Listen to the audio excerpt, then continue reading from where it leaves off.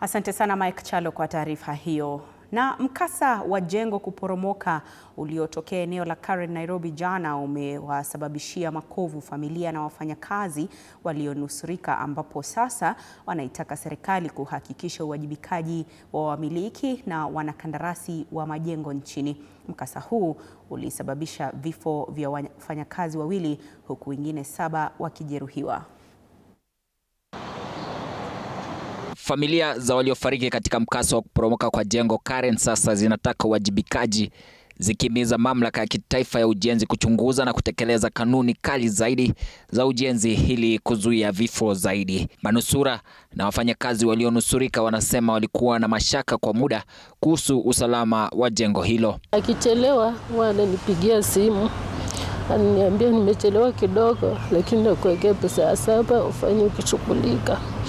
Lakini jana alinyamaza tu. Njia ambayo ametuasha sio njia nzuri, ni vitu ambayo inaweza kuzuiliwa, na mara mingi serikali inazungumza, inachukua hatua, lakini bado, kwa sababu kuna mijengo bado inaendelea ambayo inaonekana itaweza kumaliza watu wengi.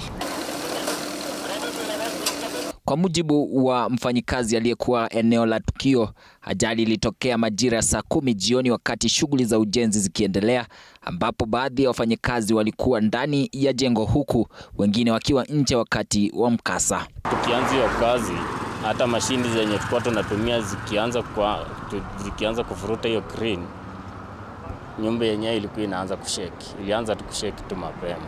Unaona, hata asubuhi ilikuwa tu nini msukosuko nini, hizo vitu zinakatika. Hata foreman mwenye alikuwa hapo alikuwa anasema tu hata ajui kama itaisha nini, lakini hata si hiyo kazi hata ingeweza kuisha. Mkurugenzi mkuu wa hospitali ya kitaifa ya Kenyatta Richard Lesiampe amedhibitisha kuwa hospitali ilipokea manusura 4 kutoka kwa mkasa huo. 2 walikuwa katika hali mbaya, lakini sasa wako salama na wanaendelea kupokea matibabu. Wengine 2 walipata majeraha madogo na tayari wameruhusiwa kwenda nyumbani. We received 4 casualties from the Karen collapsed building.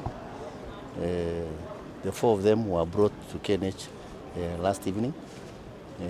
2 of them in very, very critical conditions, and the other 2 with soft tissue injuries.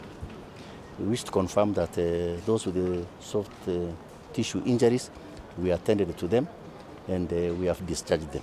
Mkasa huu umetokea siku chache tu baada ya jengo la ghorofa 16 kuporomoka katika eneo la South C na kuwaua watu 2, jambo linaloongeza hofu kuhusu viwango vya usalama katika ujenzi wa majengo jijini Nairobi.